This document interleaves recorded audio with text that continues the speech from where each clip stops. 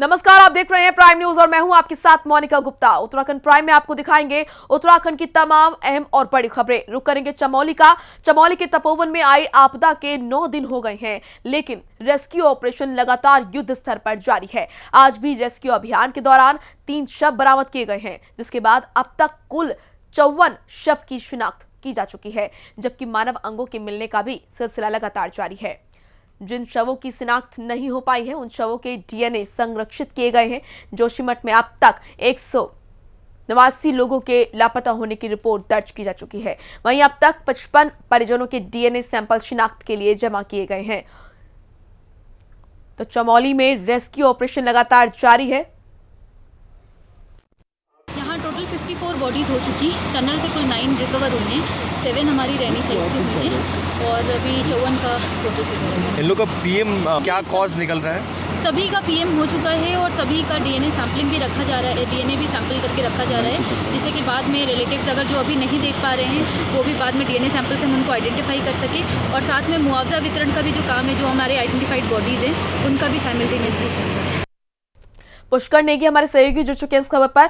पुष्कर, क्या कुछ अपडेट? चमोली में जो आपदा आई उसने काफी कुछ तहस नहस कर दिया, ऐसे में रेस्क्यू ऑपरेशन युद्ध स्तर पर जारी है। क्या कुछ अपडेट आपके पास, किस तरीके से वहां पर क्या कुछ आंकड़े? बिल्कुल मोनिका, मैं आपको बता दूं कि लगातार जिस तरह से 8 दिन समाप्त होने के बाद जो आज 9वां दिन जो है रेस्क्यू टीम यहाँ पे रैनी से लेकर आपका जो तपोवन का एक एरिया है, इस पर रेस्क्यू तमाम सारे मलबा हटाया जा रहा है। टनलों से मलबा तो हटा दिया गया, लेकिन अब जिस तरह से जो बैराज का भी यहाँ पे डीएम चमोली और एसपी चमोली ने निरीक्षण किया, जो बैराज का जो पानी जो बार बार जो है टनलों में घुस जा रहा था, जो टनल इसमें घुस जा रहा था, इसको भी अब जो है यहाँ पे सड़क बनाई जा रही है। इसको लेकर जो रेस्क्यू का काम जो युद्ध स्तर पर चल रहा है मोनिका, लेकिन डेड बॉडी का मिलना जो है लगातार जो है यहाँ पे जनपद चमोली का जो तपोवन का एरिया है, यहाँ पे लगातार डेड बॉडियां मिल रही है। तो इसमें 54 जो आंकड़े जो अभी तक जो 54 आंकड़े मिल गए हैं और कुछ ऐसे भी यहाँ पे मिले हैं, अंग यहाँ पे मिले, मानव अंग यहाँ पे मिले हैं, जिनको लेकर जो है अब किसी के पैर हैं, किसी के हाथ है, तो इनको लेकर जो है सब, चाहे वो कर्नाटक हॉस्पिटल में रखे हों, चाहे वो चमोली के रखे हों, चाहे वो जोशीमठ के रखे हों, तो तमाम सारे रेस्क्यू में कोई ढिलाई यहाँ पे नहीं बरती जा रही, क्योंकि जिला अधिकारी भी इससे मॉनिटरिंग कर रहे हैं और सीएम त्रिवेंद्र सिंह रावत भी इससे मॉनिटरिंग कर रहे हैं। तो लगातार रेस्क्यू हो रहा है और आज के जो 9वां दिन है, तो आज भी जो है रेस्क्यू में लगातार यहाँ पे जो युद्ध स्तर पर यहाँ पे काम चल रहा है। और आज भी जो है टोटल जो अभी तक जो शव जो है यहाँ पे बरामद किए गए हैं, वो 54 शव अभी तक जो है, जो सरकारी आंकड़ा है 54 सर है और 54 शव यहाँ पे हैं। और जिसमें आपने देखा होगा कि लखीमपुर से यहाँ लोग पहुंचे हुए हैं, देहरादून से पहुंचे हैं, सहारनपुर से पहुंचे, तो तमाम सारे उत्तराखंड के भी हैं, बागेश्वर के हैं, टेरी के हैं और हरिद्वार के तमाम सारे जो लोग जो है अपनी जान जो है 7 तारीख की फरवरी को जो आपदा है जिसमें खोले जिन्होंने अपनी जाने खोई, तो उनको लेकर जो है तमाम रेस्क्यू, तो चाहे आर्मी हो चाहे आपका आईडीपी हो, लगातार रेस्क्यू यहाँ पे करेगी। लेकिन अब मोनिका बड़ी बात ये है कि अब 200 घंटे से ऊपर का समय हो गया। अब जो 35 लोग जो टनल में फंसे थे कि आती है प्रशासन हो, चाहे आपका आर्मी हो, चाहे आपका पूरे जो भारतवर्ष एक इकट्ठा होकर समझो, भारत जो उत्तराखंड में जो आपदा समाई चमोली में, उसको लेकर केवल एक आस ही लगाई जा सकती है। जो 35 लोगों का जो रेस्क्यू अभी तक टनल से नहीं हो पाया है, तो अब आने वाला वक्त बताएगा, क्योंकि समय ज्यादा हो गया है, तो आने वाला वक्त बताएगा ये लोग जिंदा है या मरे हैं, तो आने वाला समय बताएगा। लेकिन युद्ध स्तर पर जो रेस्क्यू यहाँ पे चल रहा है, वो रेस्क्यू जो है युद्ध स्तर पर यहाँ पे चाहे स्थानीय प्रशासन के द्वारा हो, चाहे आर्मी के द्वारा हो, चल रहा है। मोनिका, शुक्रिया आपका पुष्कर तमाम महत्वपूर्ण जानकारी के लिए। तो ये अपडेट हम आप तक पहुंचा रहे हैं, किस तरीके से क्या कुछ अभी आंकड़ा है, कितने लोगों को निकाल लिया गया है, कितने शव बरामद हुए हैं। अब रुक करेंगे जोशीमठ का। जोशीमठ में भी आपदा को लेकर रेस्क्यू ऑपरेशन लगातार जारी है। ऋषिगंगा साइट और तपोवन इंटेक एडिट टनल पर दोनों जगह लगातार रेस्क्यू अभियान चल रहा है। आज सुबह तपोवन इंटेक एडिट टनल से 3 और शवों को रेस्क्यू किया गया। अभी तक तपोवन टनल से 9 और रैनी से 7 शव बरामद किए जा चुके हैं। वहीं सर्च अभियान अब भी जारी है। वहीं 150 लोग अभी भी लापता बताए जा रहे हैं। हम खड़े हैं ग्राउंड जीरो तपोवन के धौली गंगा बैराज साइट पर। आप देख रहे हैं तस्वीरों में किस तरह से यहाँ पे धौली गंगा में टनों गाद भरी हुई है और अभी भी यहाँ पे दर्जनों जिंदगियाँ दफन है। धौली गंगा के दोनों छोर पर जो है आप देख रहे हैं कि किस तरह से जेसीबी और इंटरवेटर जो है अप्रोच रोड को बनाने में लगे हुए। बेसिन के दोनों और लगातार युद्ध स्तर पर काम चल रहा है। और बात की जाए अगर आज लगभग कितने 100 मिले तो 154 अभी भी यहाँ पे मिसिंग बताए जा रहे हैं और 50 से अधिक यहाँ पे 100 मिल चुके हैं। और आज जो तपोवन की इंटेक टनल है उसमें अभी तक 300 बरामद हुए हैं और टोटल 800 जो इंटेक टनल से अभी तक बरामद हो चुके हैं। प्राइम न्यूज़ के लिए धौलीगंगा टनल से संजय कुमार। तो वहीं मसूरी में गायक जुबिन नौटियाल ने चमोली के रैनी गांव में आई आपदा को लेकर लाइव कंसर्ट किया। जुबिन नौटियाल ने माल रोड स्थित अपने होटल की छत से लाइव कंसर्ट किया, जिसमें उनके साथ कई बड़े म्यूजिशियन मौजूद रहे। साथ ही माल रोड पर लोगों के लिए स्क्रीन लगाई गई थी, जहां सैकड़ों लोग मौके पर पहुंचकर नौटियाल की गीत का आनंद उन्होंने लिया।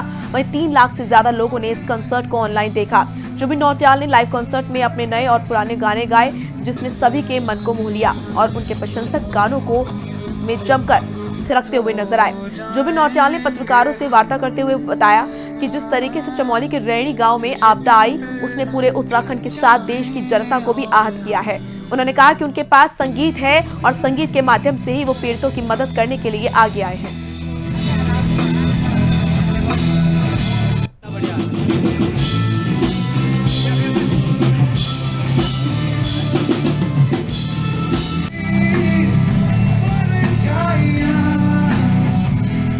बहुत आ रही है, हर किस्म में आ रही है मदद। हमारे पास जो हमने बैंक अकाउंट डिटेल्स दी है उसमें हम लोग के पास बहुत अच्छी तरह से फंड्स आ रहे हैं। तो मुझे लगता है कि हम एक अच्छी राशि कलेक्ट करके हम लोग दे पाएंगे आगे पीड़ितों को। और इंसान के काम आता है दोस्त। तो मुझे लगता है कि कोरोना ने मुझे लगता है ये हम सबको सिखाया है कि किस तरह से इंसान एकजुट होकर के कितना ताकतवर होता है, और वही कोशिश हम संगीत के थ्रू करते हैं। तो वहीं डोईवाला में संयुक्त किसान मोर्चा के साथ कांग्रेस नेताओं ने पुलवामा के शहीदों को श्रद्धांजलि दी और कैंडल मार्च निकालकर शहीदों को याद किया। इस दौरान किसान नेताओं के साथ कांग्रेस नेता और कार्यकर्ता मौजूद रहे। ये कार्यक्रम डोईवाला चौक पर आयोजित किया गया था। तस्वीरें आपको उस वक्त की दिखा रहे हैं जब डोईवाला में पुलवामा के वीर शहीदों की याद में कैंडल मार्च निकाला गया। संयुक्त किसान मोर्चा और कांग्रेस नेताओं ने मिलकर श्रद्धांजलि दी।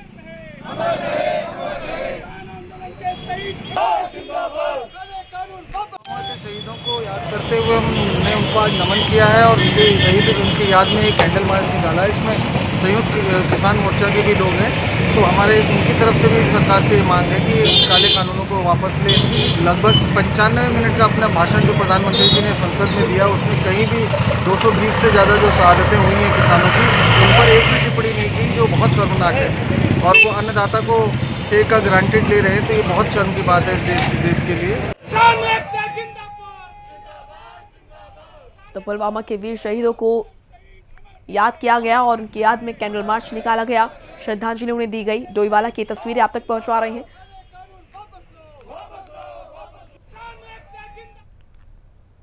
तो वहीं आम आदमी पार्टी के प्रदेश अध्यक्ष एस कलेर ने एक बयान जारी करके आम आदमी पार्टी के राज्यसभा सदस्य संजय सिंह का आभार जताया है।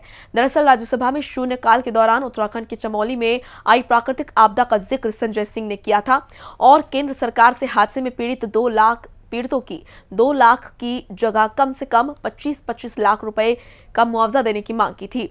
वहीं आपदा से चल रहे रेस्क्यू ऑपरेशन में तेजी लाने की बात भी कही गई थी। इस पर आम आदमी पार्टी के प्रदेश अध्यक्ष ने संजय सिंह का शुक्रिया अदा किया।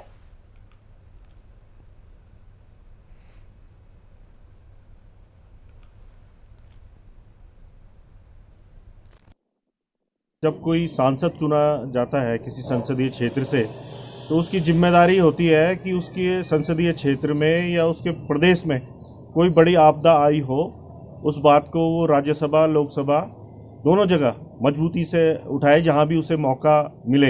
लेकिन बड़ा दुर्भाग्य है कि जो उत्तराखंड के हमारे सांसद हैं, सारे के सारे बीजेपी के सांसद हैं, चाहे वो राज्यसभा में हैं चाहे लोकसभा सांसद हैं, वे केवल अपनी पार्टी का गुणगान करते हैं वहाँ पे कि मोदी जी ने ये कर दिया, मोदी जी ने वो कर दिया।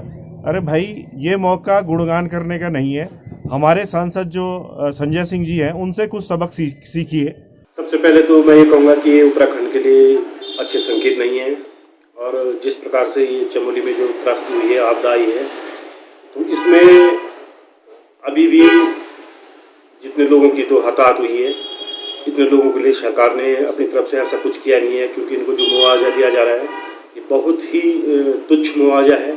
क्योंकि जिसके परिवार का मुखिया खोया है, जो बेचारा लेबर का काम करता है, तो 2 लाख रुपए राज्य सरकार की तरफ से और 2 लाख रुपए केंद्र सरकार की तरफ से उसको मुआवजा दिया जा रहा है, जो कि अनुचित नहीं है, क्योंकि आज की स्थिति और परिस्थिति में बहुत ही कम मुआवजा है। तो वहीं उत्तराखंड विधानसभा चुनाव को लेकर आम आदमी पार्टी अपने राज्य में अपने पांव जमाने की कोशिश कर रही है। इसको लेकर आप प्रदेश के हर मुद्दे को बड़े जोर शोर से उठा रही है। इसी बीच आम आदमी पार्टी के प्रदेश प्रवक्ता नवीन परसाली ने पालिका अध्यक्ष अनुज गुप्ता पर भ्रष्टाचार के गंभीर आरोप लगाए और कहा कि पालिका अध्यक्ष अनुज गुप्ता के जरिए वन विभाग की जमीन पर मलबा डाला जा रहा है। वहीं जब जांच की बात आई तो रातों रात जेसीबी लगाकर मलबे को पाट दिया गया।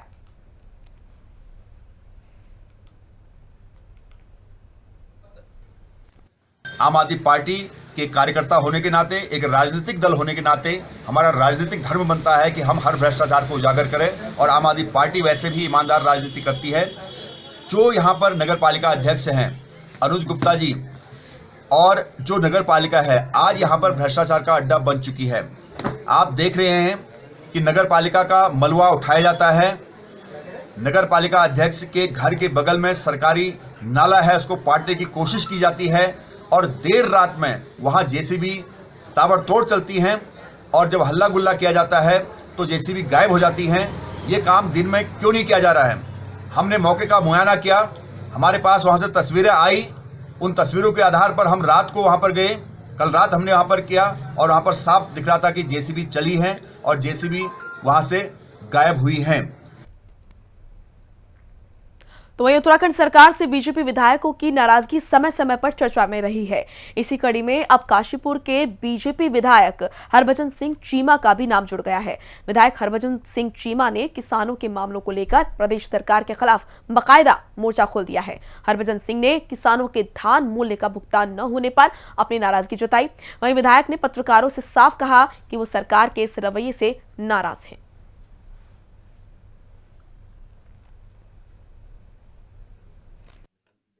काशीपुर में अतिक्रमण अति अधिक हो चुका है, इसको हटाया जाए। और डीजीपी महोदय ने यह भी कहा कि पुलिस को मैं निर्देशित करता हूं कि अतिक्रमण को फटाफट हटाया जाए। इसके लिए मैं पुलिस को इनाम भी दूंगा। लेकिन खेद का विषय है कि अब तक काशीपुर के किसी भी स्थान से जरा सी भी अतिक्रमण की प्रक्रिया हटाए जाने की नहीं की गई है, जो अत्यंत खेद का विषय है। वहीं रुड़की के कृष्णानगर और राजेंद्र नगर समेत कई कॉलोनियों में विद्युत विभाग की बड़ी लापरवाही सामने आई है। गली मोहल्लों में तार का जाल बिछा हुआ है, जबकि कई जगह तार लटकने से लोगों के लिए मुसीबत भी बनते जा रहे हैं। ये तार साथ ही बड़े हादसे को दावत भी ये दे रहे हैं। इसी को लेकर स्थानीय लोगों ने प्रशासन से मामले के समाधान की गुहार लगाई है।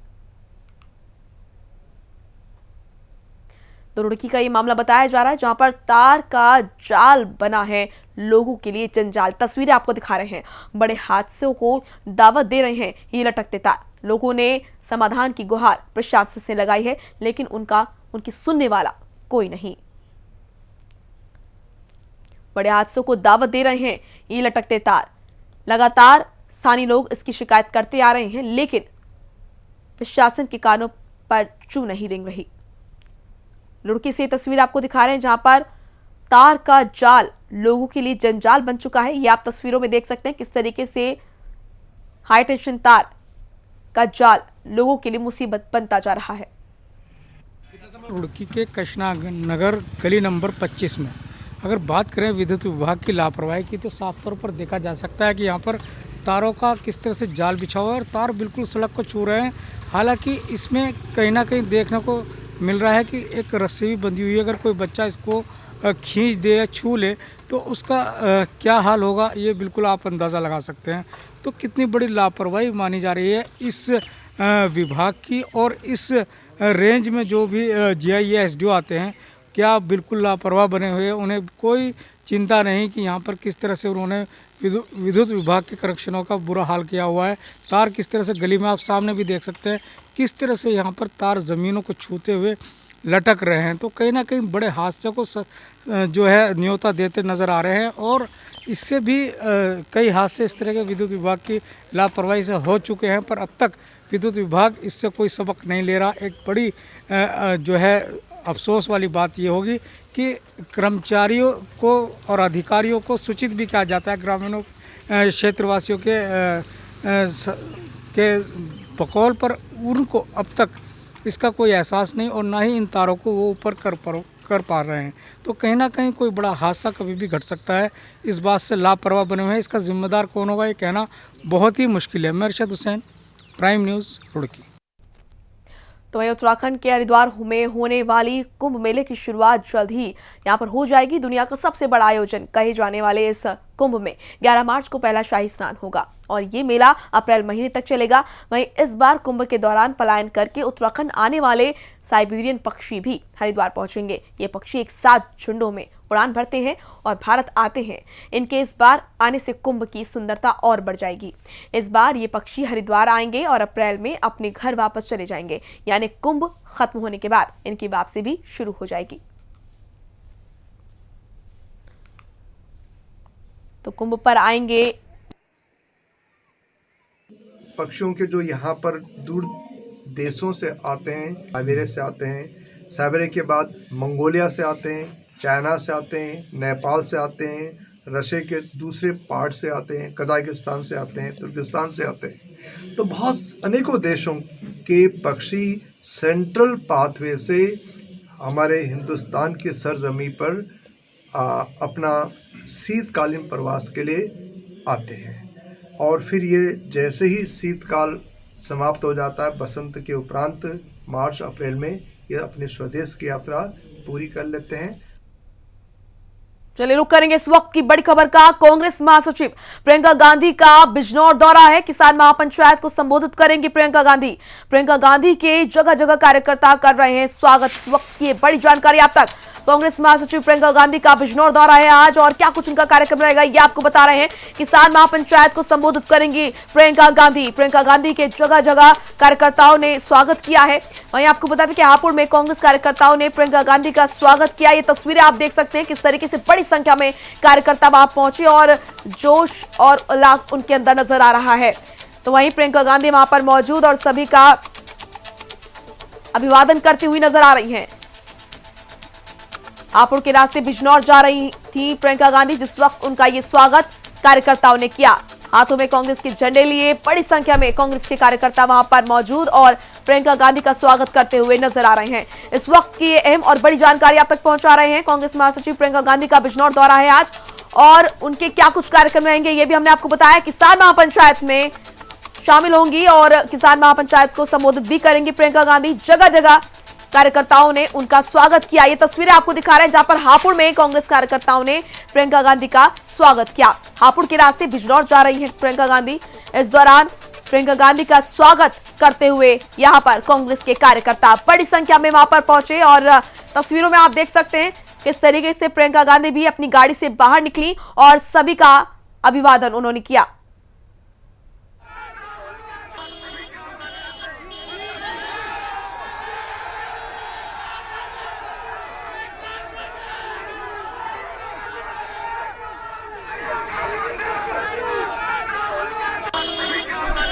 तो ये तस्वीरें उस वक्त की जब हापुड़ के रास्ते बिजनौर जा रही थी प्रियंका गांधी। रास्ते में वो रुकी और कार्यकर्ताओं ने उनका जोरदार स्वागत किया। तस्वीरें आपको दिखा रहे हैं, बड़ी संख्या में कार्यकर्ता वहां पर एकजुट हुए और प्रियंका गांधी का उन्होंने स्वागत किया, उनको फूलमालाएं पहनाई और इसी के साथ प्रियंका गांधी भी सभी का अभिवादन करती हुई नजर आ रही हैं। आज प्रियंका गांधी का बिजनौर दौरा है और हापुड़ के रास्ते से बिजनौर जा रही थी उस वक्त प्रियंका गांधी, जब रास्ते में कार्यकर्ताओं ने उनका जोरदार स्वागत किया। ये एक्सक्लूसिव तस्वीरें आपको दिखा रहे हैं हापुड़ की। कांग्रेस महासचिव प्रियंका गांधी का बिजनौर दौरा और इस दौरान जब वो हापुड़ के रास्ते बिजनौर जा रही थी, रास्ते में ये देखिए आपको जगह जगह किस तरीके से प्रियंका गांधी का कांग्रेस कार्यकर्ताओं ने स्वागत किया। ये हम आपको तस्वीरें दिखा रहे हैं। बड़ी संख्या में इकट्ठा हुए और जोश और उल्लास यहां पर कार्यकर्ताओं के अंदर आप देख सकते हैं। वहीं प्रियंका गांधी ने भी सभी का अभिवादन किया।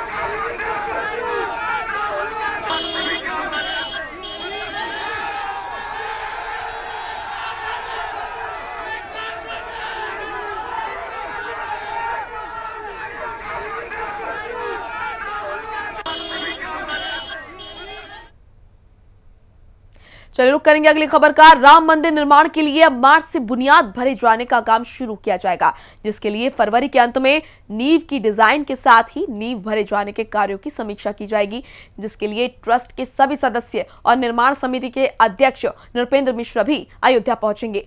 राम जन्मभूमि तीर्थ क्षेत्र ट्रस्ट सदस्य डॉक्टर अनिल मिश्रा ने जानकारी देते हुए बताया कि रामलला के परिसर में नींव की खुदाई का कार्य प्रगति पर है। लगभग 7 से 8 मीटर खुदाई पूरी हो चुकी है।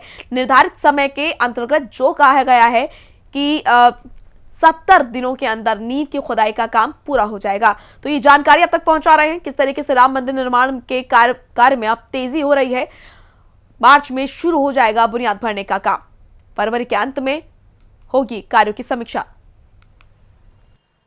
रामलला के परिसर में जो नींव खुदाई का कार्य है वो प्रगति पर है। लगभग 7 से 8-9 मीटर के आसपास, कहीं 9 मीटर, कहीं 7 मीटर, कहीं 8 मीटर खुदाई पूरी हो चुकी है। समय के अंतर्गत जो कहा गया है 70 दिनों के अंदर नींव की खुदाई का काम पूरा हो जाएगा। इसी दौरान उसके अंदर जो फील्ड इंजीनियर्ड मटेरियल है उसका कंपोजिशन, उसका सब तैयार हो रहा है। इसी माह के आखिरी में इस सब कार्यों की समीक्षा होगी। समीक्षा के बाद तब तक नींव की खुदाई का काम पूरा हो जाएगा। मुझे लगता है मार्च के अंत से फिलिंग का काम प्रारंभ हो जाएगा। प्रभाकर चौरसिया हमारे सहयोगी जुड़ चुके हैं इस खबर पर। प्रभाकर, राम मंदिर निर्माण में तेजी लाने के लिए किस तरीके का पूरा फॉर्मेट तैयार किया गया है? ये देखिए उनका मैं आपको बता दूं कि जिस तरह से लगातार राम जन्मभूमि तीर्थ ट्रस्ट नींव की खुदाई की बात कर रहा है, उसको लेकर कहीं ना कहीं प्रगति दिख रही है। 7, 8 या 9 मीटर अलग अलग जगहों पे अलग अलग तरीके से जो है मलबा हटाने का जो काम चल रहा था वो लगभग पूरा हो चुका है। और मार्च माह से मेन जो जो नई डिजाइन पे खुदाई होनी है वो खुदाई शुरू होनी है। तो इसको लेकर अभी राम जन्मभूमि तीर्थ क्षेत्र ट्रस्ट के पदाधिकारी हैं या इंजीनियर हैं, टाटा कंसल्टेंसी और जो L&T कंपनी है उसके इंजीनियर की समीक्षा बैठक होगी, जिससे ये तय किया जाएगा कि नई डिजाइन के हिसाब से किस तरह से नींव खोदी जाए।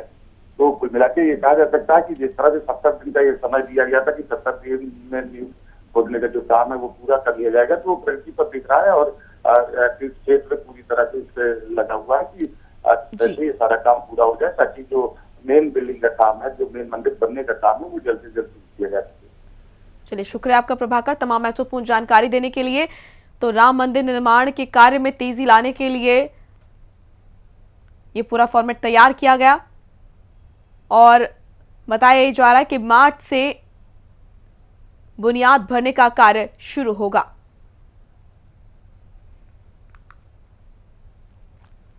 तो वहीं फरवरी के अंत में कार्यों की समीक्षा होगी। आपको बता दें कि राम मंदिर निर्माण के कार्यों में तेजी लाने के लिए अब ये पूरा फॉर्मेट तैयार किया गया है। इसके तहत मार्च से बुनियाद भरने का कार्य जो है वो शुरू होगा। वहीं फरवरी में कहीं ना कहीं जो कार्य हो जाएंगे उसकी समीक्षा की जाएगी। तो अयोध्या से ये बड़ी और अहम जानकारी आप तक पहुंचा रहे हैं राम मंदिर निर्माण से जुड़ी। राम मंदिर निर्माण में तेजी लाने के लिए ये फॉर्मेट तैयार किया गया।